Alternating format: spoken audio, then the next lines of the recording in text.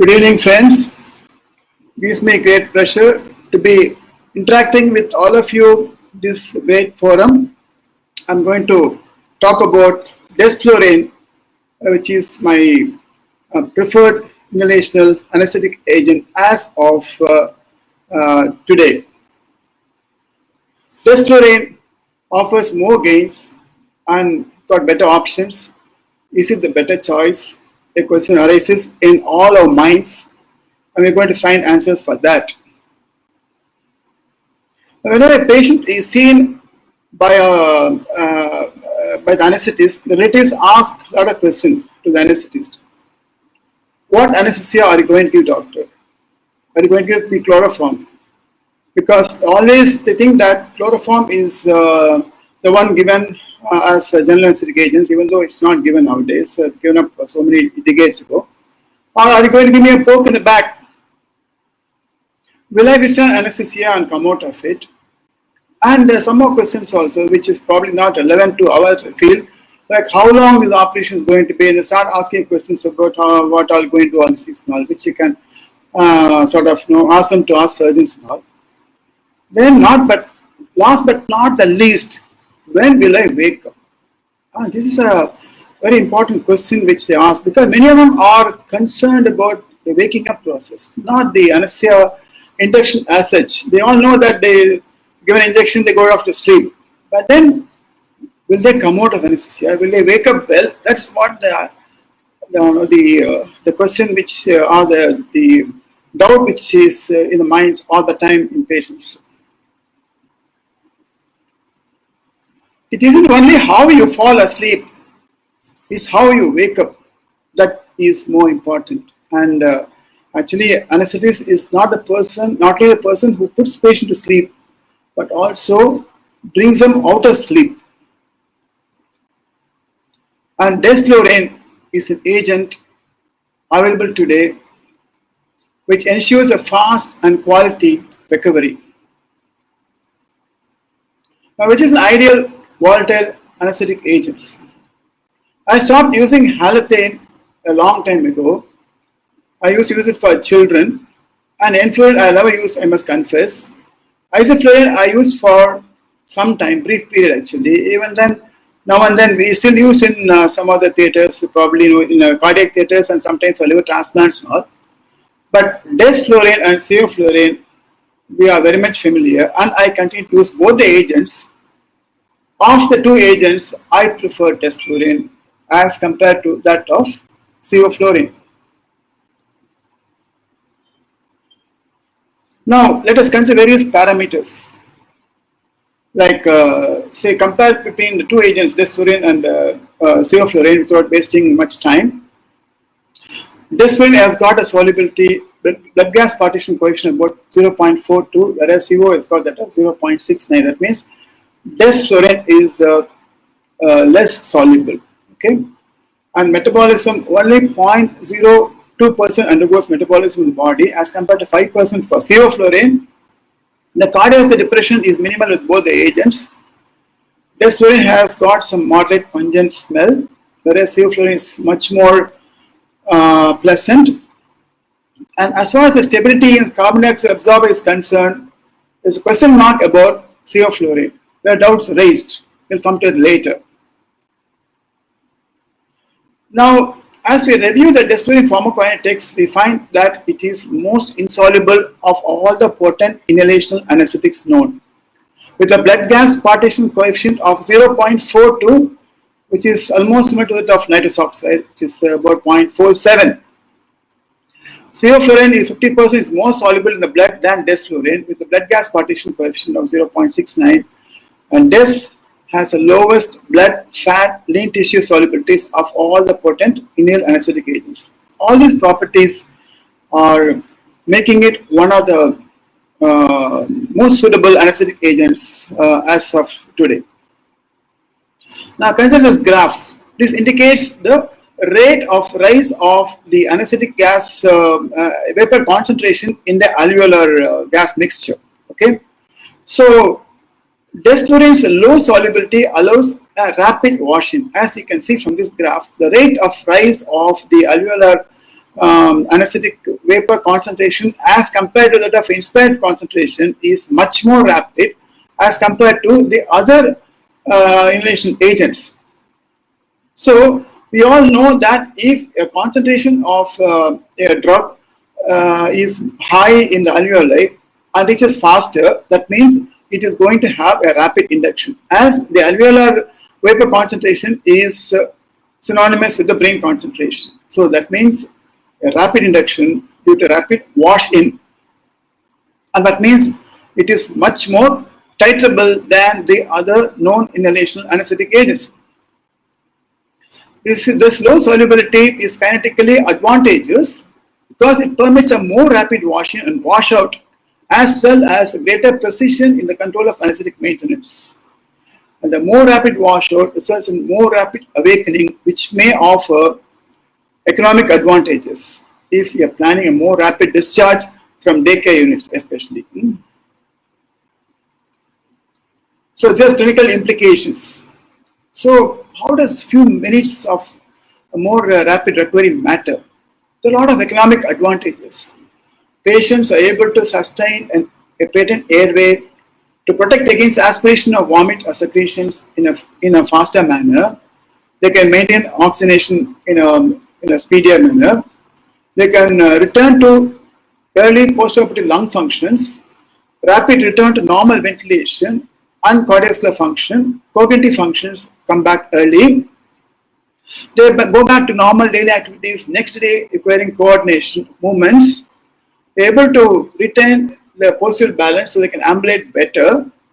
The rapid turnover and improved PACU occupancy and rapid extubation always ensures increased OR turnover. Not only rapid, it has to be predictable as well. So this graph again shows the elimination of this DESFLURANE over a 60 minutes period, and this shows as compared to other inhalation agents like halothane, isoflurane, sevoflurane, etc. DESFLURANE, the washout occurs faster and the agent concentration falls in a lesser time as compared to other agents. As already indicated, DESFLURANE undergoes the least metabolism, only 0.02%, which is about 250 times less than that of sevoflurane and 10 times less than that of isoflurane. Again indicated earlier, DESFLURANE is quite stable, whereas sevoflurane, there is some doubt raised because if you use it for more than 2 Mach hours in low flow, there is a possibility of formation of some substances like compound A. The doubt is still not solved out. People can claim anything, but there is some doubt lingering in minds all the time. So better not use it for long operations. This is always a sensible conclusion. Now, is statutory warning given by manufacturer always followed by end user? No, never. Smokers never consider this warning. They keep on smoking continuously. Now, as per specifications, the manufacturers of sevoflurane, they give a warning and they say that sevoflurane exposure should not exceed 2 Mach hours at flow rates of 1 to 2 liters per minute, and the fresh gas flow rates of less than 1 liter per minute are not recommended. But still, I find that many anesthesiologists use it for operation lasting about 6 hours, 10 hours, at a flow of about even about some 700 ml, 800 ml, and they say nothing happens. Okay, you're just taking a chance. Apart from other advantages, Sevo does have a favorable respiratory profile. It is non-pungent with minimal airway irritation. Definitely advantages for induction purposes. No doubt about that, not refuting the fact. But a word of caution, all that glitters may not be gold, the saying. And to that you can add, all that smells good may not be safe for the organs. Anesthetic agents have come and gone. We have witnessed many agents in the past. Chloroform was introduced in 1947. It was used for a few years, then went out of practice, withdrawn due to cardiac and hepatic toxicity. It used to stop the heart, and nobody knew what was the reason, how it stopped. No, later only we come to know that it can cause fibrillation.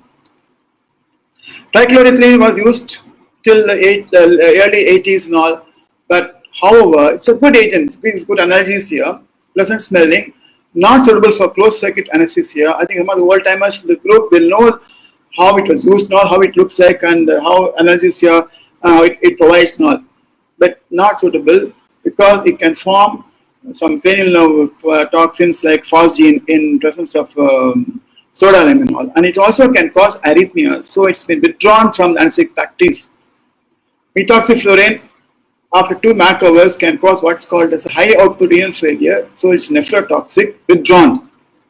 Halothane, we all know it can cause hepatitis, hepatotoxic, and can cause sensitivity of myocardium to exogenous or endogenously administered catecholamines. So, except for very few centers, which want to conserve money, the halothane is not used in most of the places. Been given up, I think, almost. I have not used halothane past almost for some 80-20 years now. All these are soluble agents and undergo biotransformations.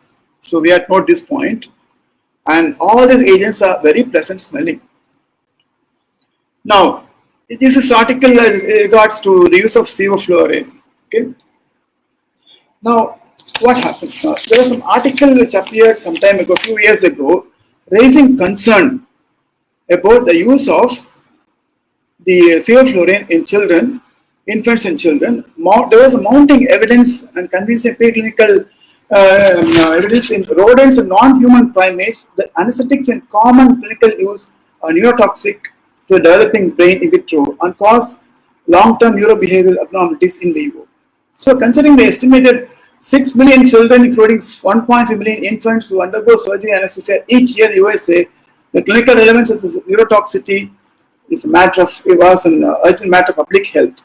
And clinical studies that have been conducted on the long-term neurodevelopmental effects of anesthetic agents in infants and children are retrospective analysis of existing data. So, following this concern, 2 large-scale studies were undertaken, and that's called the PANDA, that is the Pediatric Anesthesia Neurodevelopmental Assessment, and the GAS study, that is General Anesthesia study, which covered many centers, and then they involved a lot of patients and all. And later they have come to a conclusion that it is not so, it doesn't cause problems. And the concern was raised about the use of these agents in especially in children about less than 36 months of age. Okay, so the growing age and growing brain is more susceptible to effect of sevoflurane. And they found that when you use neuraxial blocks or TIVA, then the chance of the brain development, this toxicity is less, and there's a lot of concern. And then this was actually a very debatable point going on, and now they have come to conclusion it's not so, it can be safely given, but there is still a lingering doubt about the use of sevoflurane, because even now sevoflurane is one of the most commonly used inhalation agent used in children. Even the newborn use it actually. So you have to be careful. There is a doubt. It is not all that safe, and probably some study may come later to know that it does cause some problem. It may not come also. It's a doubt still is there.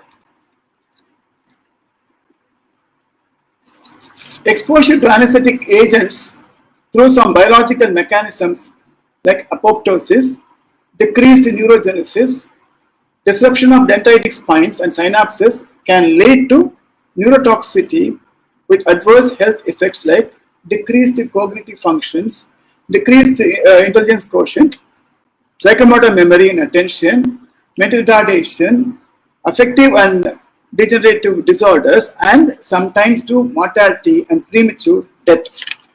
Very scary, isn't it? These are described in non-human primates. Whether you can extrapolate the results to human beings, well, it's a matter of doubt.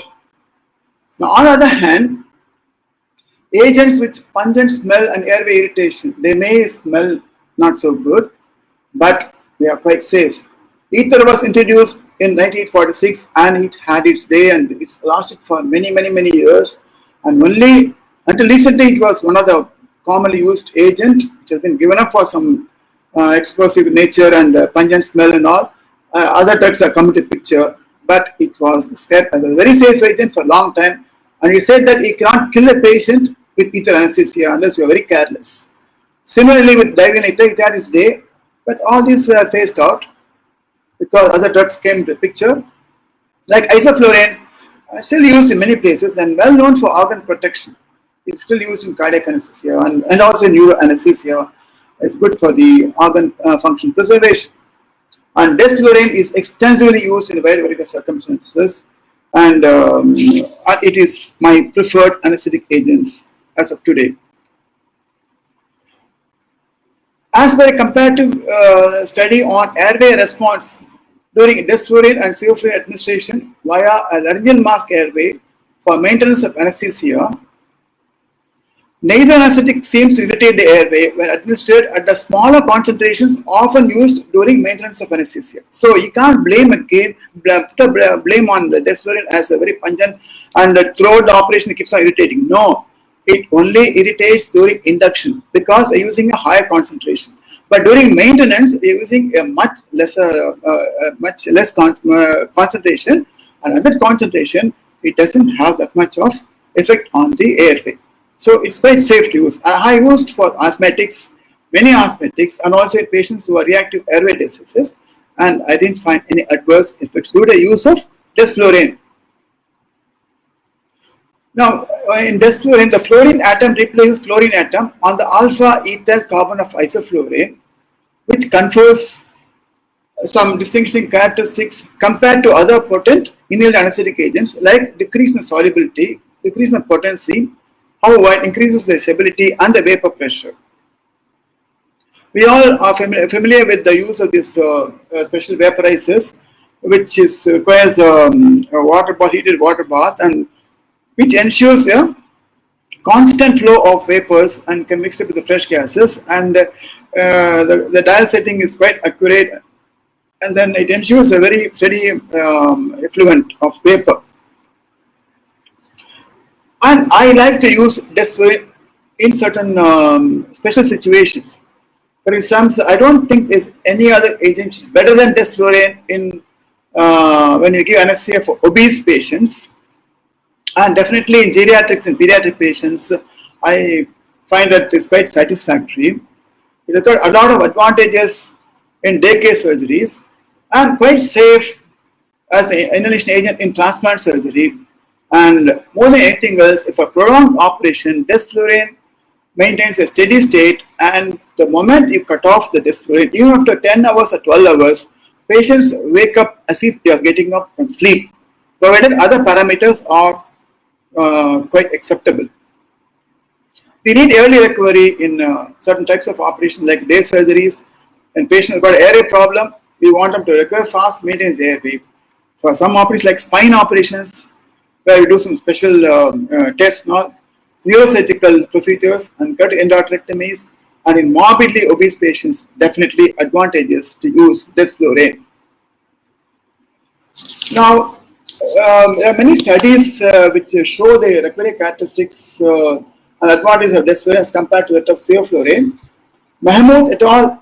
In the year 2001 compared the recovery characteristics of DESFLURANE and Sevoflurane and found that the time to eye opening in minutes, time to orientation in minutes, ready to leave PAC in minutes, ready to go home in hours, and the return to full activity next day were definitely less for DES as compared to that of Sevoflurane.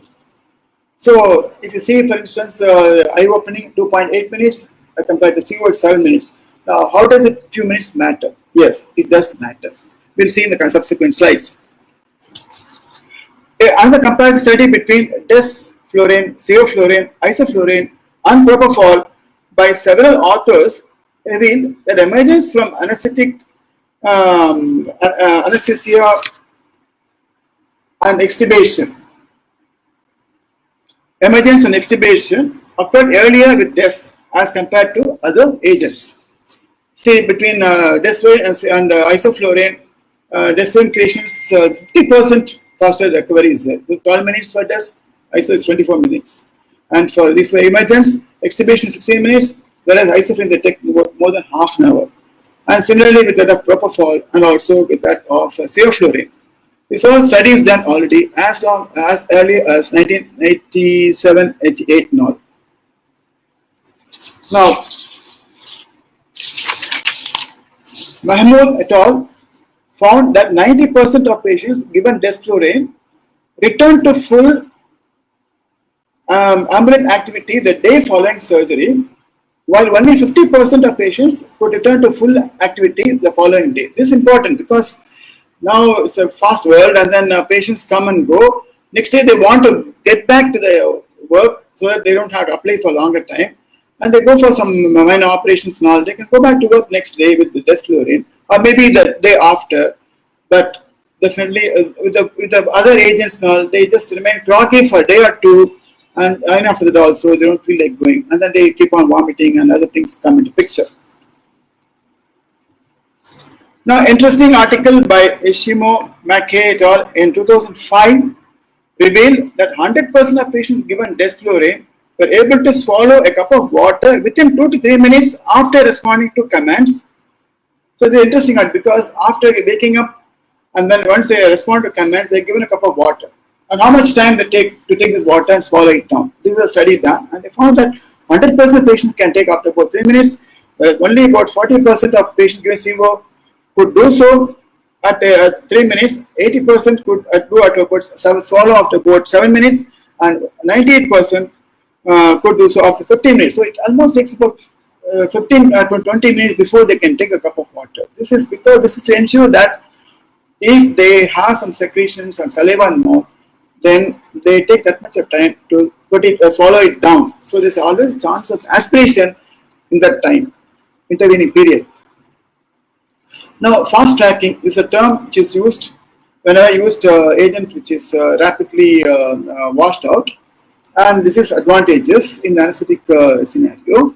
What is fast tracking? By definition, fast tracking means patients are transferred directly from the OR to the step down units, that is phase 2, bypassing the PAC, that post anesthesia care unit is phase 1.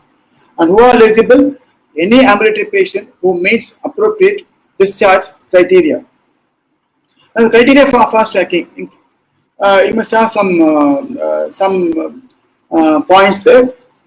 Patient should be awake, alert, oriented, and responsive, or return to baseline levels. It should not have much of pain, shouldn't have any bleeding, with stable vital signs, minimal nausea, no vomiting, and if he had received a non-depolarizing neuromuscular blockers, he can do a 5-second head lift, and it should maintain oxygen saturation of about 94% on room air for 3 minutes or longer, or return to baseline or higher. Okay, now coming to the fast track eligibility, 90% of patients given DES were fast track eligible on arrival in PSU, as compared to 70% of patients given Sevoflurane and 26% of patients given propofol. This is as per Song et al. The article appeared in Anesthesia in 1998. So definitely DESFLURANE offers much more advantages as compared to the use of other agents. Now let us consider the use of DESFLURANE in some two situations. For example, for patients with obesity and for children. Okay, so special situations. I'm not going to the full indication of DESFLURANE, but let me dwell upon these two clinical situations. And anesthesia for obese patient is always a challenge, and obesity is a troublesome not only for the patient but also for his caregiver. We had a super morbid obese patient a few years ago. He was weighing about 190 kilos. He was a meat shop owner. He could hardly get up and walk, confined to bed most of the times, and he had approached a hospital for a bariatric surgery for weight reduction. And after a proper workup and investigations and all, he was taken up for a sleeve gastrectomy laparoscopically, and he was induced with propofol, paralyzed with suxamethonium, and maintained on atracurium. And the inhalation agent used for him was definitely DESFLURANE with a little bit of propofol infusion. And this technique ensured, it's called as CIVA, that is combined intravenous and volatile agents. And this technique ensured that patient could wake up at the end of anesthesia after reversal in impeccable manner, and he was able to maintain his vitals and airways and all, and was quite happy, pain-free, and was able to ambulate the very next day. We all know that the bigger you are, the heavier the fall. And balanced anesthesia is a need, however, especially when you consider obese patients. And definitely, DESFLURANE maintains the balance. Now, this is one article which came in the Saudi Journal of Anesthesia a few years ago, and this described about the anesthetic management of a supermorbid male patient who was weighing about 610 kilos, equivalent to about 1,345 pounds. He was believed to be the heaviest living man in the world at that time. I don't know anybody else heavier than this patient now, as per the Guinness Book of Records. And he had an intense preparation for nearly 4 months, at the end of which his weight could be brought down to about 510 kilos. And after workup and proper preparation, he had to undergo a laparoscopic gastric sleeve procedure under general anesthesia, which is quite challenging. The patient was lifted by firefighters from his room by the forklifts, then by airplane to the hospital. Then special equipment was used to transport the patient to the OR table. So using ingenuity and all, because it was impossible to lift him manually and all. See, imagine that for about 610 kilos. And the airway management had to be carefully managed, and he was induced with propofol, paralyzed with succinylcholine, maintained with the rocuronium, rocuronium, and also with DESFLURANE. Okay, rocuronium was reversed with Sugammadex, and then and after reversal, he was able to. He was quite awake and be extubated, and then he made a good recovery. So DESFLURANE made the anesthesia quite safe, and which ensured a good recovery in this set of patients also. So the patient mainly had obesity on the trunks and limbs, and he had malambity grade 4. Only heart valve was visible, and neck circumference was about 42. Okay, quite a challenging patient, which was managed because of use of DESFLURANE. Now, consider the use of DESFLURANE in another situation. What about in kids? Everybody, or most anesthetists feel that DESFLURANE are not suitable agent for use in children, but I beg to differ. I like to use DESFLURANE for children, and I used quite extensively, and I found that it's an eminently suitable agent for children also. Okay, the use of DESFLURANE in pediatric anesthesia has been growing up, as indicated in this data from Children's National Medical Center. Compared to year 2004, the use of DESFLURANE has been increasing, and it was from 45 to 49%.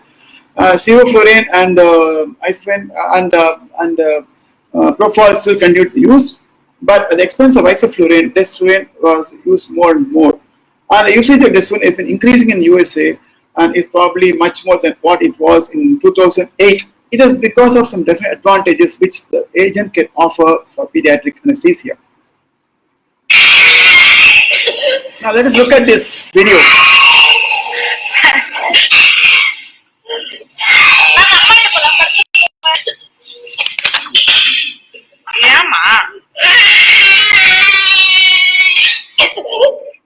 Okay, this child was came for a very not a very major operation, some hernia repair, something like that. Child came very calm and docile, and permitted even a venipuncture, and then intubation was not a problem. But when child came out, the child showed all the features of emergence agitation, very marked and all. And the agent used for that day was Sevoflurane. I'm not blaming the agent; it can occur with DESFLURANE also. But the incidence of emergence phenomena is much more with Sevoflurane as compared to DESFLURANE in my practice, as I've seen.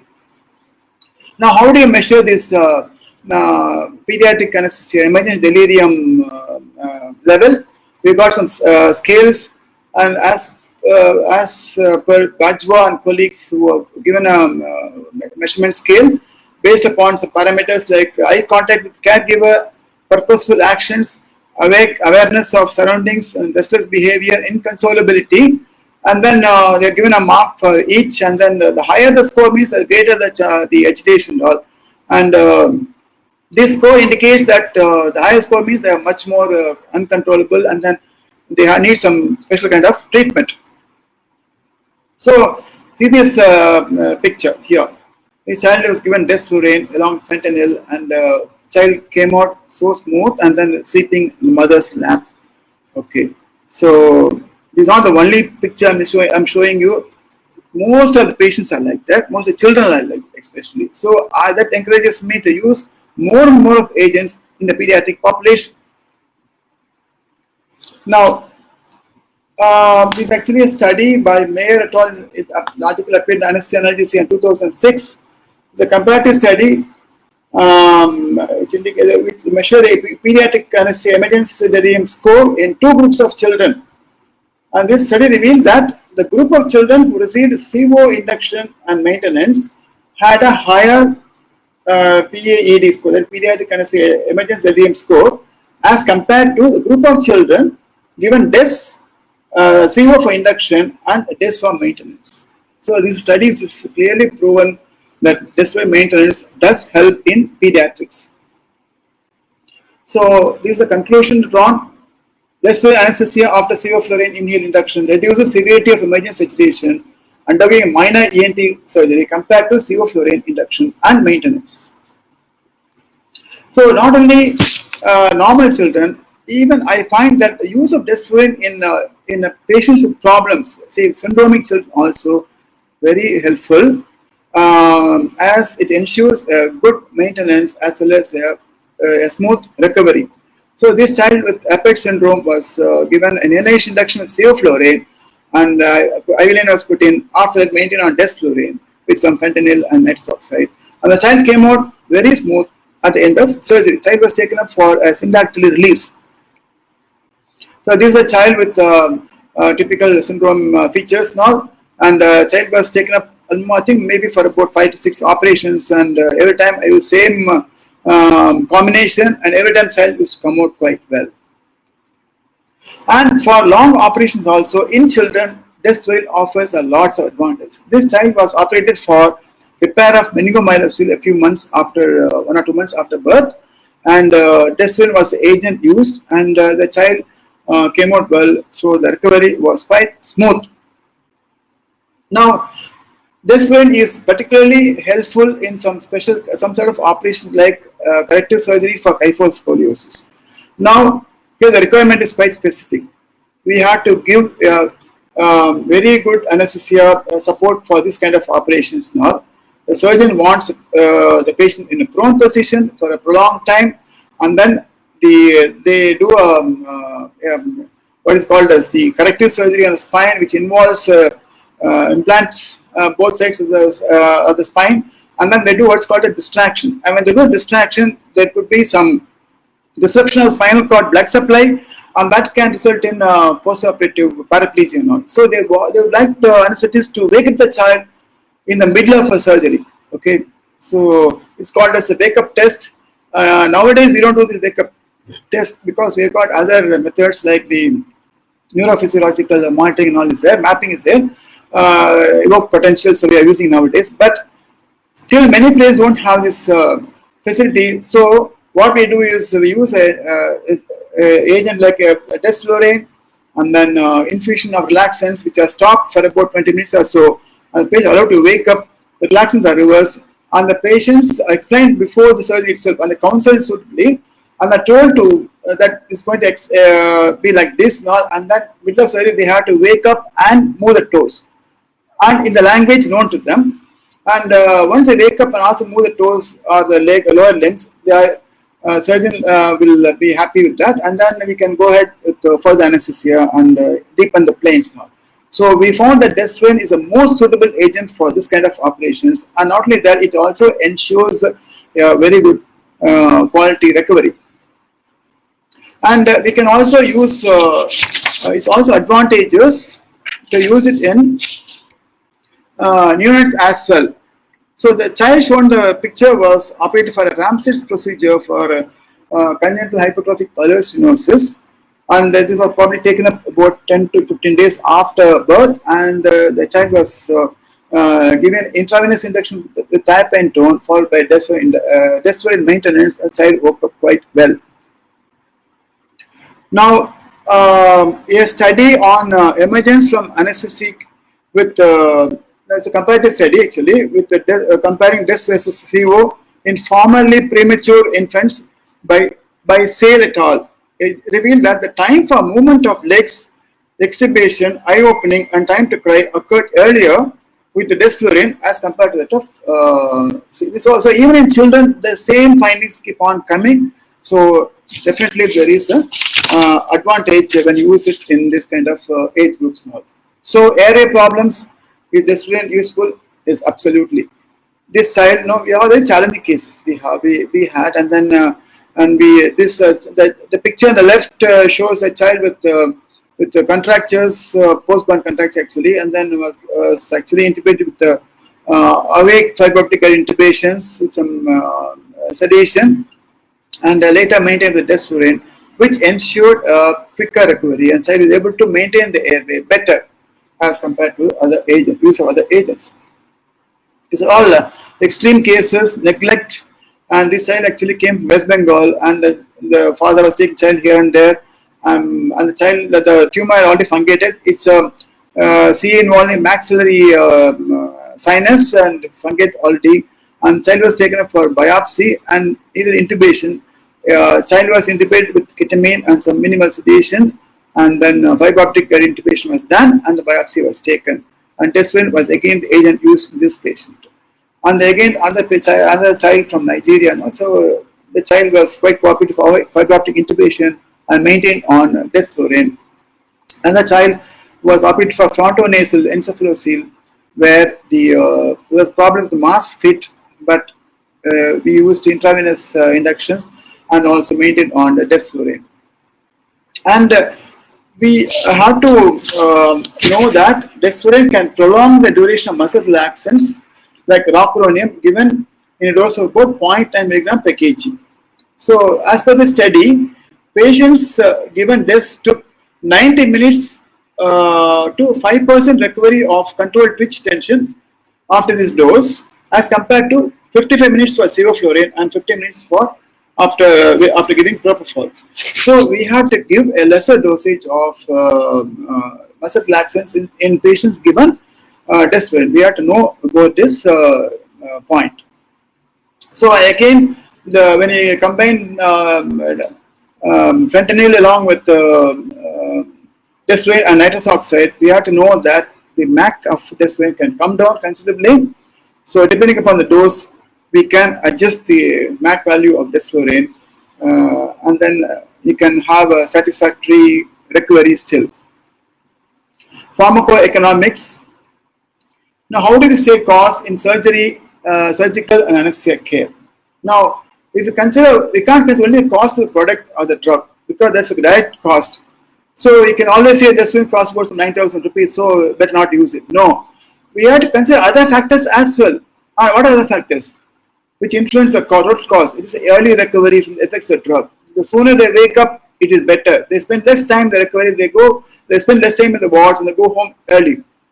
And the drug safety profile leads to lesser morbidities, so they don't develop any organ dysfunctions and all.